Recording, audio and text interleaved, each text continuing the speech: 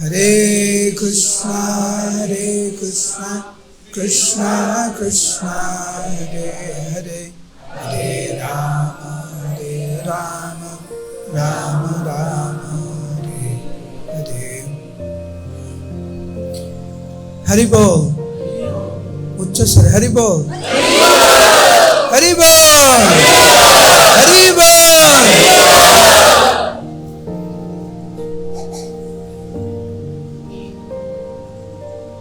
নবদ্বীপ ধামে একজন ভক্ত বসবাস করতেন। বিদগ্ধ পণ্ডিত ছিলেন। শ্রীমদ্ ভাগবতের 18,000 শ্লোক ওনার মুখস্থ। সাক্ষাৎ মহাপ্রভুকে দর্শন করার পরম সৌভাগ্য হয়েছিল ওনার। কিন্তু মহাপ্রভুকে মানতেন না। ভাগবতের 18,000 শ্লোক মুখস্থ, ভাগবত শিক্ষা প্রদান করে অগণিত শিষ্য উনার মহাপ্রভুকে দর্শন করেছে, কিন্তু মহাপ্রভুকে মানে না। যে ভাগবত পড়ে কিন্তু ভগবানকে মানে না, সেই বিদ্যার কোনো মূল্য আছে? আছে, হ্যাঁ কি না? অপরদিকে কোলা বেচে শ্রীধর, শিক্ষিত না, গরিব, কিন্তু মহাপ্রভুকে মানে। মহাপ্রভুর আলিঙ্গন পেয়েছেন, মহাপ্রভুর কৃপা পেয়েছেন। তো কে ভালো, তথাকথিত অশিক্ষিত শ্রীধর না তথাকথিত বিদগ্ধ পণ্ডিত দেবানন্দ পণ্ডিত? এইটা আমাদেরকে মনে রাখতে হবে যে প্রকৃত বিদ্যা হচ্ছে ভগবানকে জানা, ভগবানকে ভালোবাসা, ভগবানকে আপন করে নেওয়া। সেই ব্যক্তি প্রকৃত ধনী, যে কৃষ্ণ প্রেমে, যার কৃষ্ণ প্রেম, যে ভগবানকে ভালোবাসে, ভগবানকে জেনেছে, হরিনাম করতে পারেন যিনি, তিনি প্রকৃত ধনী।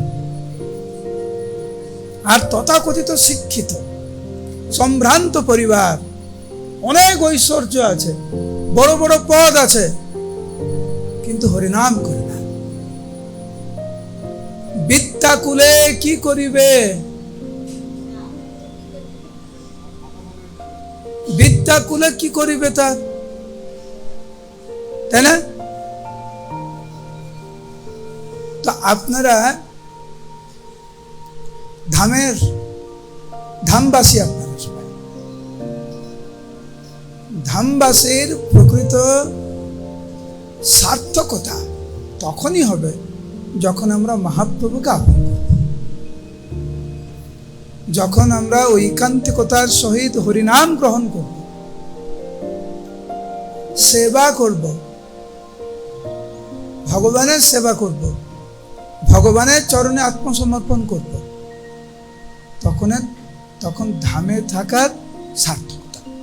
আমি আজকে জিজ্ঞাসা করছিলাম যে গঙ্গাসাগর এলাকা কত দূর, মানে কত কিলোমিটার? তো প্রভুরা বললেন বেশি না, 30 কিলোমিটার বাই 30 কিলোমিটার মতো, এরকম কিছু, তাই তো? 30 বাই 15, যাই হোক, হ্যাঁ যাই হোক, 30 বাই 30, 30 বাই 15, যাই হোক না কেন, বেশি বড় না। কিন্তু কেমন হবে যে গঙ্গাসাগরের সমস্ত সনাতন ধর্ম অবলম্বনকারী সবাই মহাপ্রভুর ভক্ত হয়ে গেল। হরি বল। প্রভুপাদ কত খুশি হবেন, গুরুদেব কত খুশি হবেন যে গঙ্গাসাগরের সমস্ত সনাতন ধর্ম অবলম্বনকারী সবাই ভগবানের দিব্য নাম গ্রহণ করে, সবাই ভগবানকে মানে। কত ভালো হতো না, কত আধ্যাত্মিক সুখ পরিবার হতো। আপনারা অত্যন্ত সৌভাগ্যবান, সৌভাগ্যবতী যে আপনারা গঙ্গাসাগরের বাসিন্দা, মহাপ্রভুর ভক্ত আপনারা। প্রভুপাদের ভক্ত, আপনার সবাই হরিনাম করুন। বলুন হরে কৃষ্ণ কৃষ্ণ কৃষ্ণ হরে হরে, হরে রাম রাম রাম হরে হরে। আর মহাপ্রভু বলেছেন যিনি একবার হরিনাম করবে, আপনারা তো করলেন, এখন প্রত্যেকদিন তো করেন। মহাপ্রভু বলেছেন যারা একবার হরিনাম করবে তারা হচ্ছে ভক্ত। তো আপনারা সব ভক্ত, ভক্ত তো এখন সেরকম আচরণ করতে হবে। ভক্ত হয়েছেন তো ভক্তের মতো থাকতে। আজকের আমরা এক অপূর্ব মহাপ্রভুর একটা দিব্য লীলা আমরা শ্রবণ করব, মন দিয়ে শুনবেন। প্রথম আমরা কি শুনলাম, যে দেবানন্দ পণ্ডিত বিদগ্ধ পণ্ডিত ছিল, ভাগবত মুখস্থ, অগণিত ছাত্র, মহাপ্রভুর সাথেই নবদ্বীপে বসবাস করে, মায়াপুরে বসবাস করে, মহাপ্রভুকে অনেকবার দেখেছে, কিন্তু মহাপ্রভুকে ভগবান বলে মানে না, মহাপ্রভুকে মানেই না। অপর থেকে হ্যাঁ বিরাট ব্রাহ্মণ, বিরাট ব্রাহ্মণ, কিন্তু ভগবানের নাম করার জন্য জাতি, কুল, বিদ্যা এর কোনো গুরুত্ব নাই। ভগবানকে আরাধনা করা, হরিনাম করাই হচ্ছে সবচাইতে গুরুত্ব। তথাপিও সেই পুচ্ছ সর্বশাস্ত্রে কয়। কোন ব্যক্তি হতে পারে ব্রাহ্মণ কুলে জন্মগ্রহণ করেননি, কিন্তু হরিনাম করছেন, সে পুচ্ছ ব্যক্তি।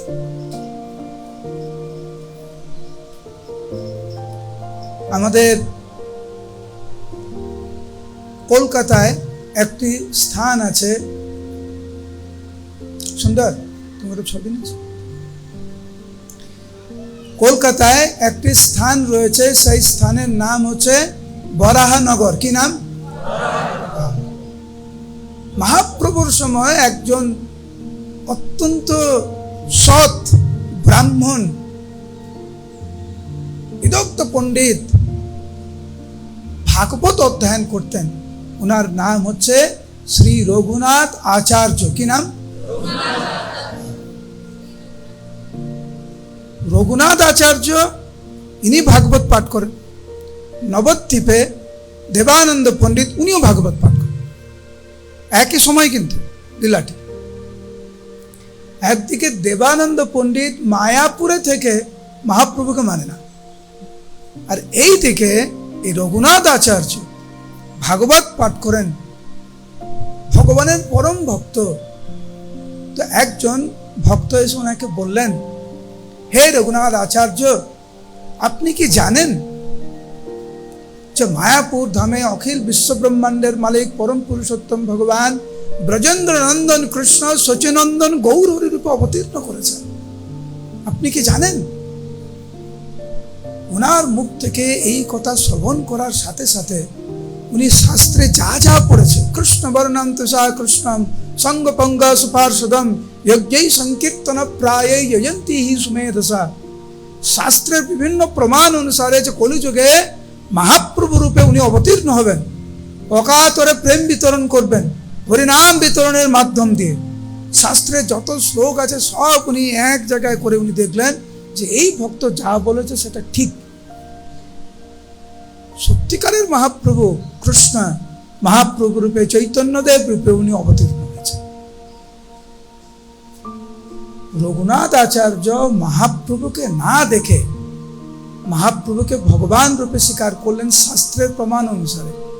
অপরদিকে দেবানন্দ পণ্ডিত মহাপ্রভুকে দর্শন করে নবদ্বীপ ধামে থেকেও ভগবানকে মানলেন না।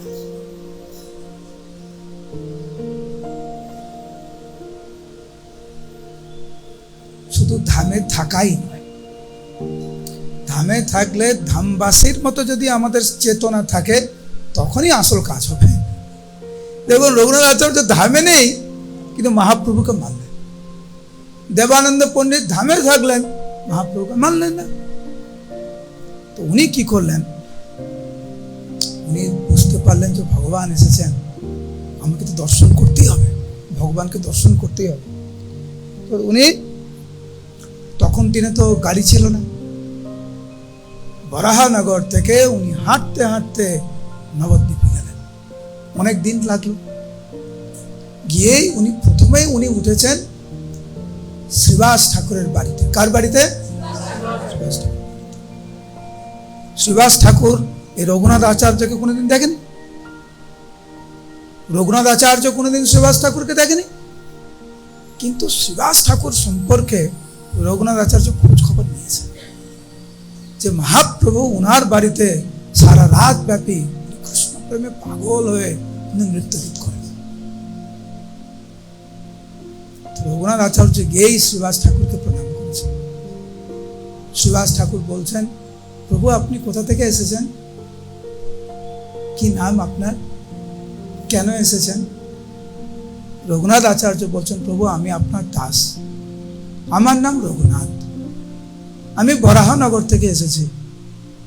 প্রভু আপনি আমাকে জিজ্ঞাসা করছেন কেন এসেছি? প্রভু আমি ভগবানকে দর্শন করতে এসেছি। আপনার বাড়িতে অখিল বিশ্ব ব্রহ্মাণ্ডের মালিক পরম পুরুষোত্তম ভগবান কৃষ্ণ মহাপ্রভু রূপে আপনার বাড়িতে নৃত্য গীত করে, আপনার কত সৌভাগ্য। আমি সেই ভগবানকে দর্শন করতে চাই। রঘুনাথ আচার্য এত সুন্দরভাবে মহাপ্রভুর প্রতি সম্মান ব্যক্ত করেছেন যে শ্রীবাস ঠাকুর অত্যন্ত প্রসন্ন হয়েছেন যে দেখো এ মহাপ্রভুকে দর্শন করেনি, শ্রবণের মাধ্যমে ভগবানকে মেনেছে, শাস্ত্র প্রমাণ অনুযায়ী। তুমি দাঁড়াও, একটু পরেই মহাপ্রভু আসবেন। একটু পরে কিছু ভক্ত দৌড়ে এসে খবর দিল যে মহাপ্রভু আসছেন। যখন গুরুদেব কোথাও যান দেখবেন আগে কয়েকজন ভক্ত দৌড়িয়ে বলে চলে এসেছে, চলে এসেছে, আর কিছুক্ষণ পরে ঘাটে চলে এসেছে, এই এখন আসছে, বলে না এরকম? তো মহাপ্রভু চলে আসার আগেই কয়েকজন ভক্ত এসেছে আর শ্রীবাস ঠাকুরকে বলছে, প্রভু প্রভু মহাপ্রভু এক্ষুনি চলে আসবে। আর এইটা শুনে শ্রীবাস ঠাকুরের যে কি আনন্দ, ভক্তদের মনে যে কি আনন্দ, এই আনন্দ দেখেই রঘুনাথের মনে কত ভক্তি যে দেখো এরা মহাপ্রভুকে কত আপন করেছে।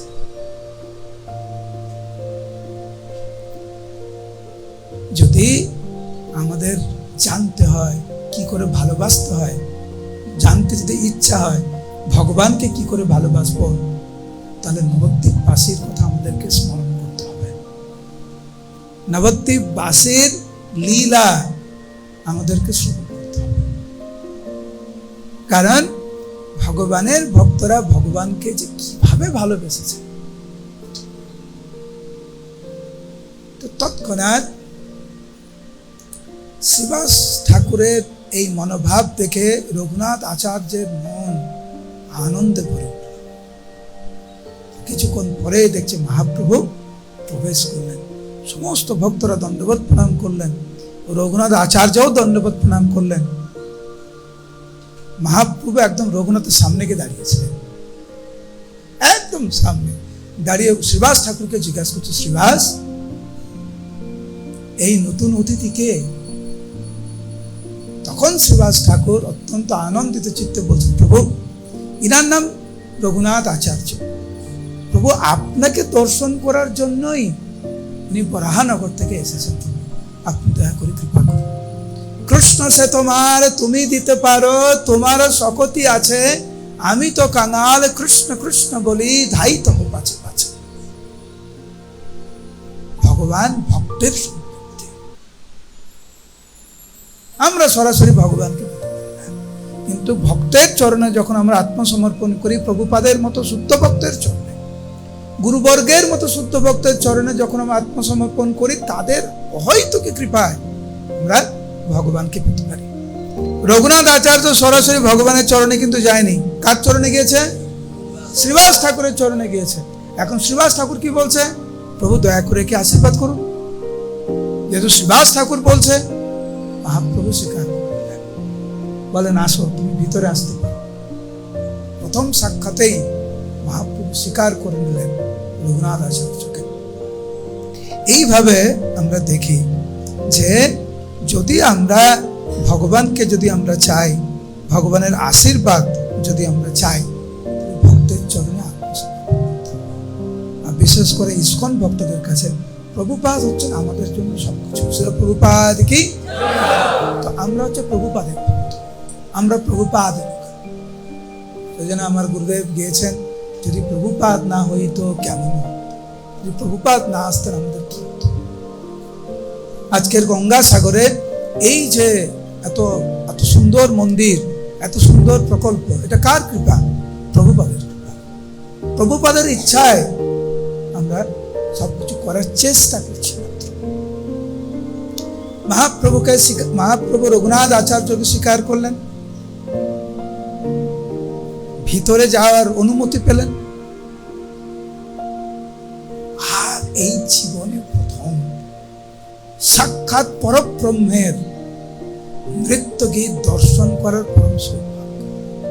শ্রীমান মহাপ্রভু কৃষ্ণ প্রেমে পাগল হয়ে যেভাবে ক্রন্দন করছিলেন, যেভাবে নৃত্য করছিলেন, যেভাবে মাটিতে আছড়ে পড়ছিলেন, এটা কোনো মানবের পক্ষে, কোনো মুনি ঋষির পক্ষে, কোনো দেবতার পক্ষে, কারুর পক্ষে সম্ভব না। শ্রীমান মহাপ্রভুর এই নৃত্য গীত দর্শন করেই রঘুনাথ আচার্য বুঝতে পেরেছিলেন ভগবান ছাড়া কারুর পক্ষে এটা সম্ভব। রঘুনাথ আচার্য মনে মনে ভাবলেন, একে আমি কোনোদিন ছেড়ে যাব না, আমি আর বরাহনগরে যাব না, আমি মহাপ্রভুর সান্নিধ্যে, মহাপ্রভুর চরণ কমলে আমি এইখানেই থাকব। কয়েকদিন থাকতে লাগলেন মহাপ্রভুর কাছে। হঠাৎ করে মহাপ্রভু একদিন বললেন, রঘুনাথ তোমাকে ফিরে যেতে হবে তোমার জায়গায়। গদাধর পণ্ডিতকে ডাকলেন। কাকে ডাকলেন? গদাধর পণ্ডিত।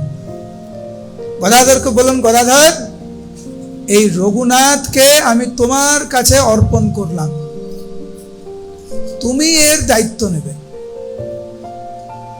মহাপ্রভু সাক্ষাৎ রঘুনাথ আচার্যকে গদাধর পণ্ডিতের কাছে অর্পণ করলেন। আদেশ পেয়ে গদাধর পণ্ডিত ওনাকে বিভিন্ন শিক্ষায় শিক্ষিত করতে লাগলেন, আধ্যাত্মিক শিক্ষায়। একদিন রঘুনাথ আচার্য শ্রীবাস ঠাকুরকে গিয়ে বলছে, প্রভু আপনি মহাপ্রভুকে বলুন না আমি দীক্ষা নিতে চাই। কারা কারা এখানে দীক্ষিত ভক্ত? হাত তুলুন। ইসকনের দীক্ষিত ভক্ত কারা কারা? অনেক দীক্ষিত ভক্ত এখানে। কারা কারা আশ্রিত? আশ্রিত। কারা কারা ইসকনের শুভাকাঙ্ক্ষী? খুব ভালো।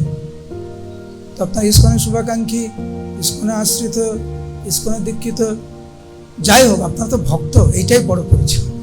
মহাপ্রভুকে মানেন আপনারা। আপনাদের সবাইকে স্বাগত জানাচ্ছি আমি এই গঙ্গাসাগর মন্দিরে। হরি বল।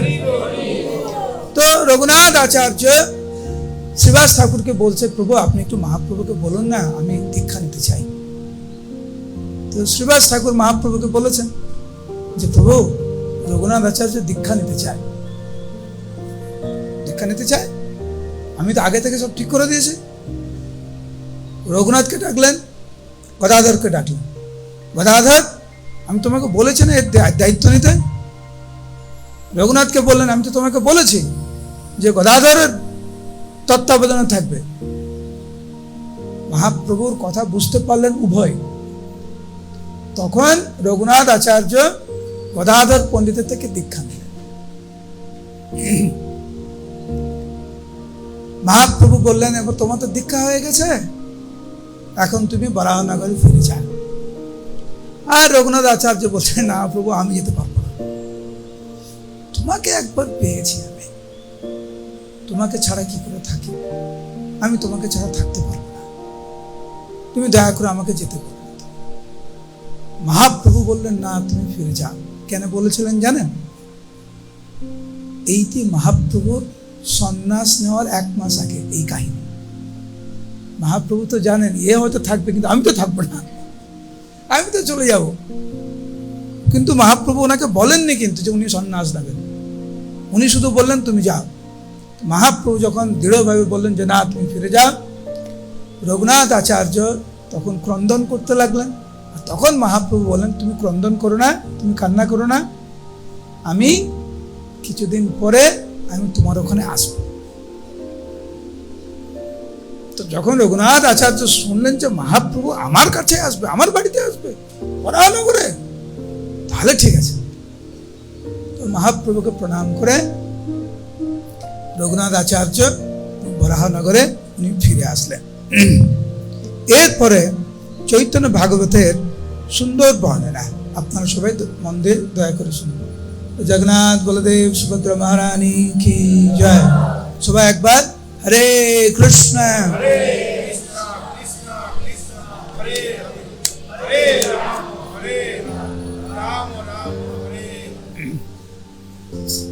রঘুনাথ আচার্য মহাপ্রভুর আদেশ পেয়ে বরাহনগরে ফিরে আসলেন। এদিকে মহাপ্রভু 1 মাস পরে সন্ন্যাস নিলেন। মহাপ্রভু সন্ন্যাস নেওয়ার পরে মহাপ্রভু কোথায় গিয়েছিলেন?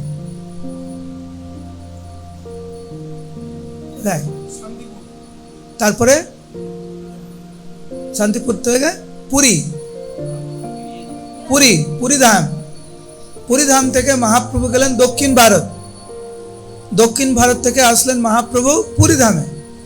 পুরী ধাম থেকে আসার পরে মহাপ্রভু বৃন্দাবনের উদ্দেশ্যে উনি যাত্রা করলেন এবং সেই যাত্রায় বিভিন্ন স্থানে যেতে যেতে মহাপ্রভু তবে প্রভু আইলেন বরাহনগরে। এটা চৈতন্য ভাগবতের থেকে আমি পড়ছি। তবে প্রভু আইলেন বরাহনগরে ভাগ্যবন্ত, মহাভাগ্যবন্ত এক ব্রাহ্মণের ঘরে। এই যে এক ব্রাহ্মণের ঘরে, এটা হচ্ছে রঘুনাথ আচার্যের বাড়িতে।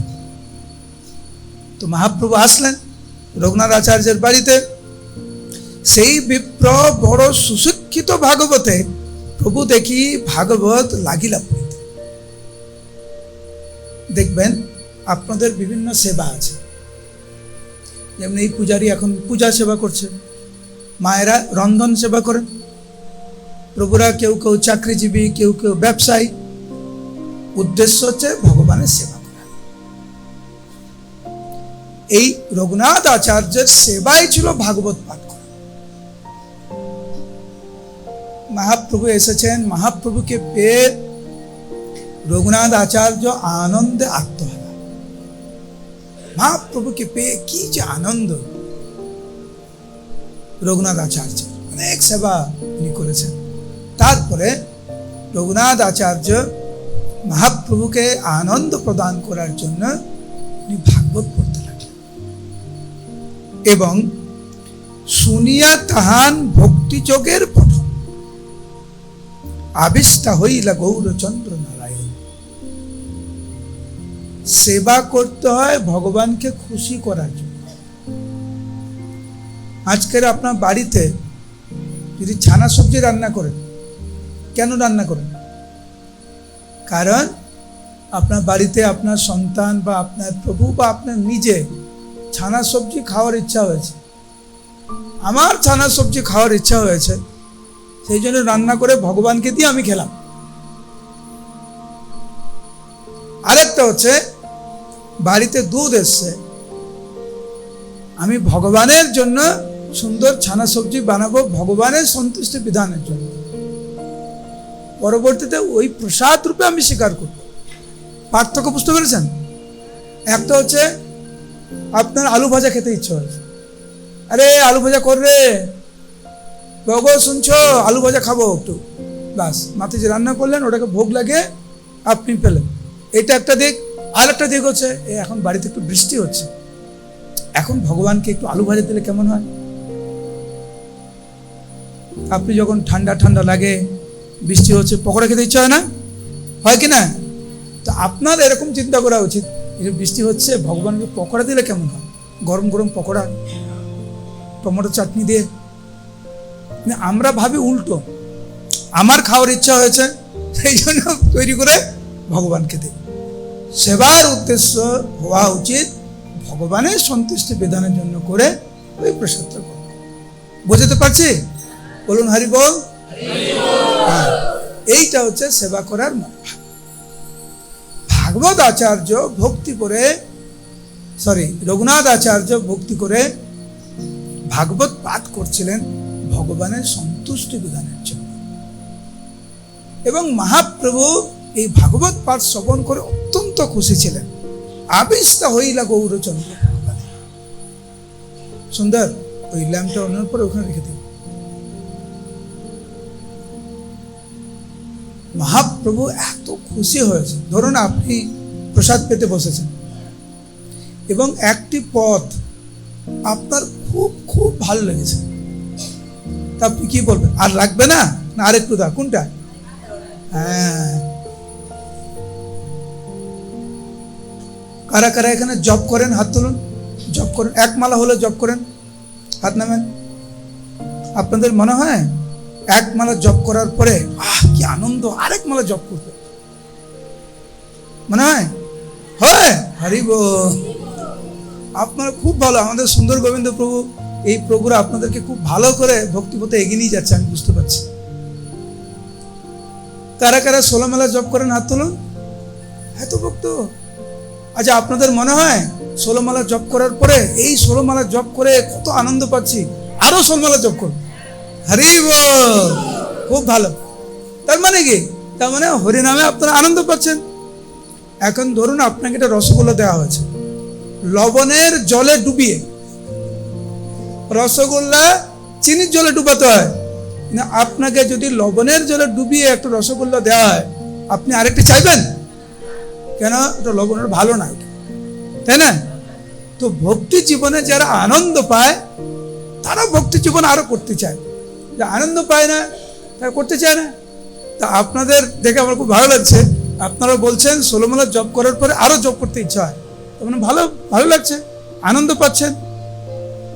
এখন মহাপ্রভু যখন রঘুনাথ আচার্যের থেকে ভাগবত পাঠ শ্রবণ করছে, মহাপ্রভুর ভাব দেখুন। বৃন্দাবন দাস ঠাকুর বলছেন, বলো বলো বলে প্রভু শ্রী গৌরাঙ্গ রায়, হুঙ্কার গর্জন প্রভু করো এসোধায়। রঘুনাথ আচার্য ভাগবত পাঠ করছে, মহাপ্রভু বলছে আরো পড়ো, আরো পড়ো, আরো বলো, আরো বলো, আমি আরো শুনতে চাই, আমি আরো শুনতে চাই। প্রত্যেকটা পদে সুসুখম কর্তুম অব্যয়ম। ভগবত ভক্তি করতে হয় আনন্দিত চিত্তে। এই আনন্দিত চিত্তে রঘুনাথ আচার্য ভাগবত পাঠ করছে আর মহাপ্রভু শ্রবণ করছে। মহাপ্রভুর এই কথা শুনে সেই বিপ্র পরে মহা আনন্দে মগ্ন হইয়া মহাপ্রভুর সেবায় সন্তুষ্ট হয়েছে। মহাপ্রভু খুশি আর রঘুনাথ আচার্য আরো খুশি। কিছুক্ষণ ভাগবত পাঠ শ্রবণ করার পরে মহাপ্রভু নৃত্য গীত করতে লাগলেন। প্রভুও করেন নৃত্য পাচ্য পাশরিয়া। মহাপ্রভু নৃত্য করতে লাগলেন আর পুনঃ পুনঃ আছাড় পড়েন পৃথিবীতে। মহাপ্রভু আছড়ে পড়ছেন কৃষ্ণ প্রেমী পাগল হয়ে একদম। এইভাবে মহাপ্রভু 3 দিন বরাহনগরে ছিলেন। কয়দিন?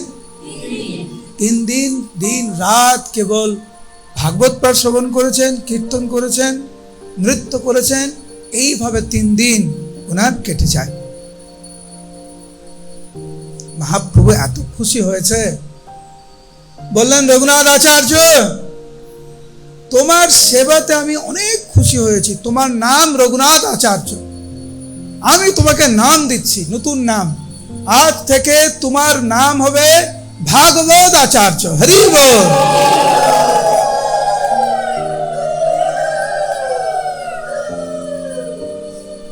তো আমি একজন ভক্তকে চিনি, সবাই ওনাকে আম প্রভু বলে ডাকে। আম প্রভু, আম চেনেন? আম, ম্যাঙ্গো। কেন?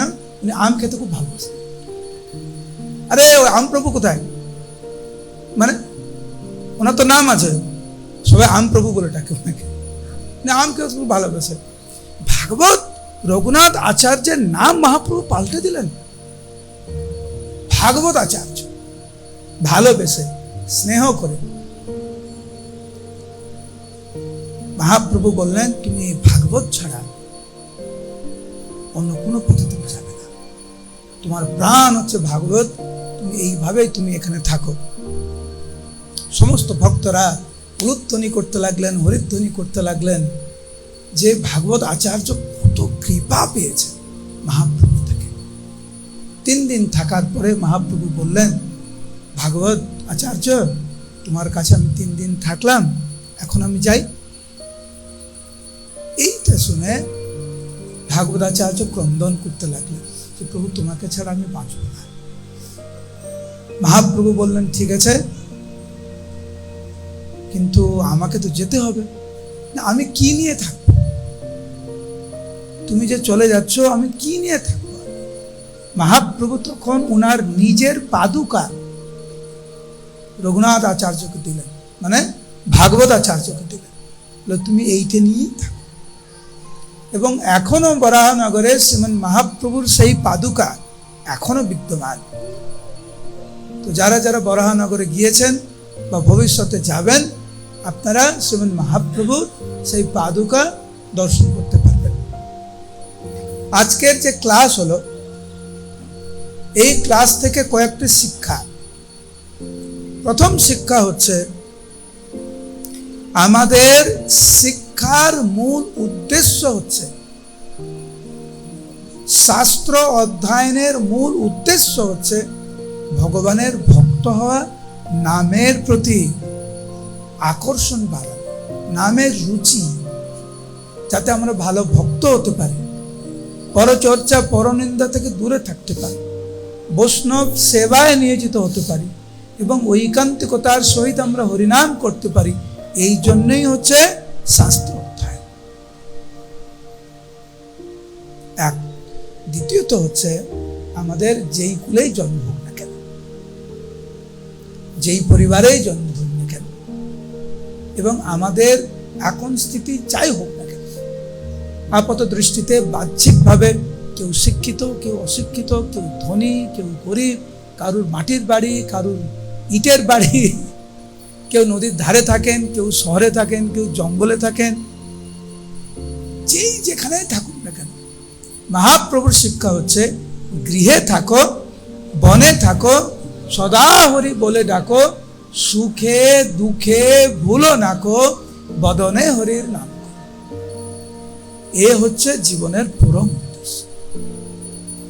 এইটা ছাড়া আমরা যেন আর কোনো কিছু না ভাবি। এইটি হচ্ছে জীবনের সবকিছু। তা আপনাদের কাছে আমি অনেক কৃতজ্ঞ, আপনারা এত সংখ্যায় এখানে এসেছেন। যদিও আজকের কাজের দিন, তবু আপনারা এসেছেন জগন্নাথের সামনে, হরিকথা শ্রবণ করলেন এবং চেষ্টা করবেন প্রত্যেকটা দিন,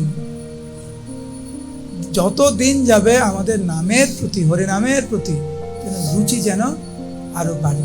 আপনাদের প্রসাদ ভালো লাগে? প্রসাদ না ভালো লাগে? অন্য কিছু না হোক, প্রসাদের প্রতি আমাদের আকর্ষণ আছে। কারা কারা প্রসাদ খুব পছন্দ করেন? হরিবল বলুন। প্রসাদের প্রতি আমাদের যেরকম আকর্ষণ, নামের প্রতি সেরকম যেন আকর্ষণ। আমার খুব ভালো লাগছে, এখানে যত ভক্ত আছে, আমি কারুকে কিন্তু ঘুমাতে দেখছি না, সবাই মন দিয়ে সজাগ হয়ে শুনছে। তার মানে শোনার প্রতি, ভগবানের কথা শোনার প্রতি আপনাদের আকর্ষণ আছে। আমি আপনাদের চরণ কমলে আমার সশ্রদ্ধ প্রণাম নিবেদন করছি। আপনারা খুব ভালো এবং এইভাবে আপনারা ভক্তি জীবনে আপনারা এগিয়ে যান। যখনই সুযোগ পাবেন হরিকথা শ্রবণ করবেন, বাড়িতে বসে হাতে তালি দিয়ে যদি করতাল বাজাতে পারেন ভালো, খোল বাজাতে পারেন ভালো, আর যদি না বাজাতে পারেন তাহলে হাতে তালি দিয়ে মহাপ্রভুর মহাপ্রভুর একটা আদেশ, বাড়িতে হাতে তালি দিয়ে ভগবানের নাম করুন। এমন জীবনযাপন করুন মানে এই জড় জগতে আর ফিরে আসতে না হয়। আমরা এই জন্ম মৃত্যু জরাব্যাধির চক্রে আর ফিরতে চাই না।